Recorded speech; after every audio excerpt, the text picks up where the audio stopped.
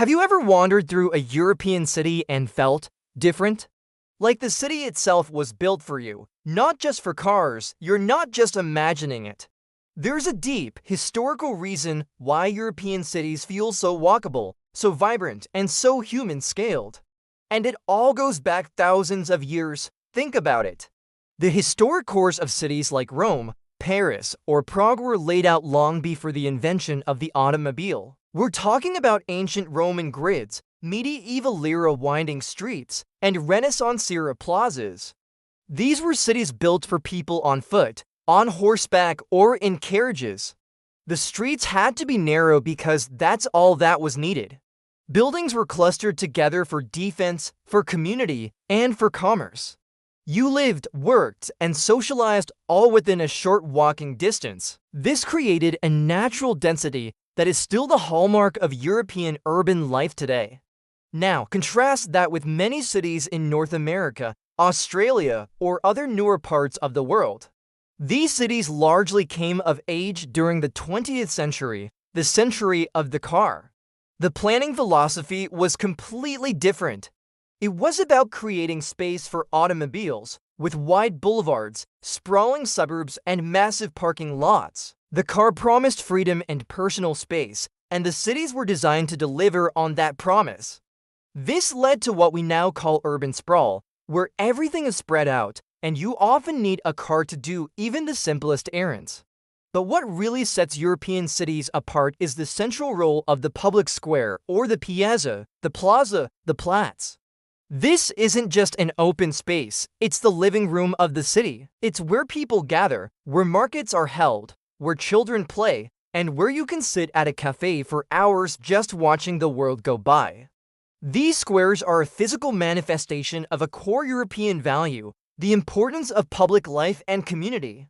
They are designed to bring people together. The focus is on social interaction, not just efficient movement from point A to point B. This historical foundation has shaped modern European urban planning.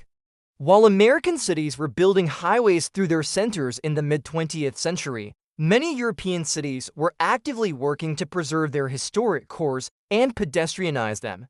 They recognized the immense value of their walkable, human-scale environments.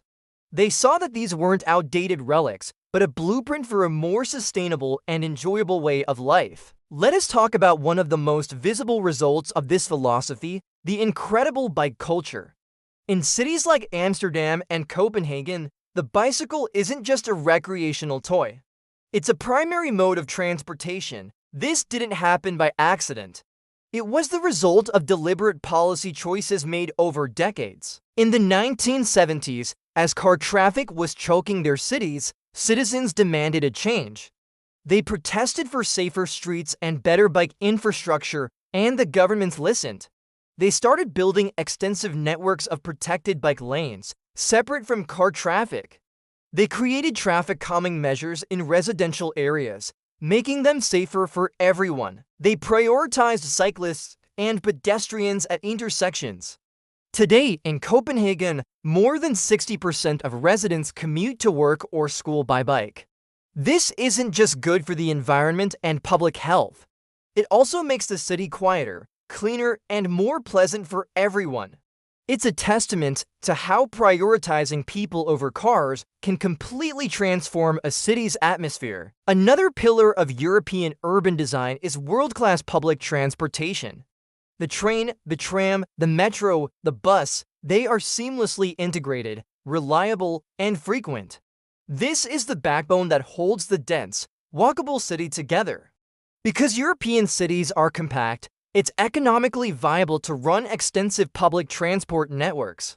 You can live in a suburb of Paris and be in the city center in 30 minutes on the Ruhr train. You can hop on a tram in Berlin to cross from one neighborhood to another with ease.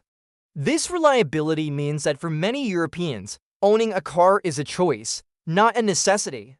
It's often more expensive, slower, and more stressful to drive and find parking than it is to simply take the train. This creates a virtuous cycle. High population density supports great public transport, and great public transport allows for high population density without a complete traffic meltdown. It's a system designed around efficiency and accessibility for the masses. So when you put it all together, the ancient, walkable street layouts, the central public squares, the modern embrace of cycling, and the superb public transport, you get what is often called the human-scale city. What does that really mean? It means the city is built to the proportions of a human being. The buildings aren't so tall that they block out the sun. The streets are narrow enough to feel intimate and safe. The distances are short enough to be covered on foot. It's a design that encourages spontaneous interaction. You bump into neighbors at the local bakery. You discover a hidden courtyard on your walk home. You hear the sounds of life, chatter, music, church bells, instead of just the constant roar of traffic. This isn't about being anti-car, it's about being pro-people. It's about creating a built environment that fosters community, health, and well-being. Of course, not every city in Europe is a utopian paradise, and not every city in the rest of the world is a sprawling wasteland.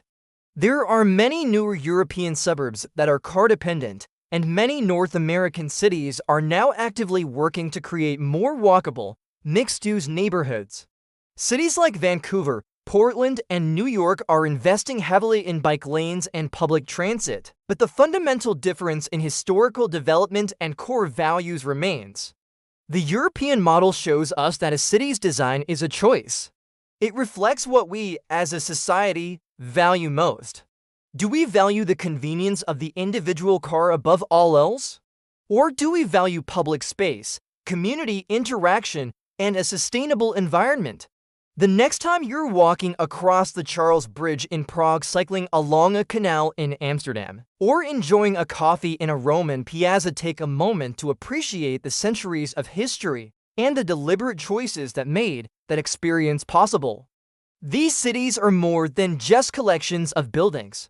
They are living, breathing organisms designed for human connection. And that's a lesson we can all learn from. Thanks for watching. If you found this interesting, consider liking the video and subscribing for more deep dives into how our world is designed. See you in the next one.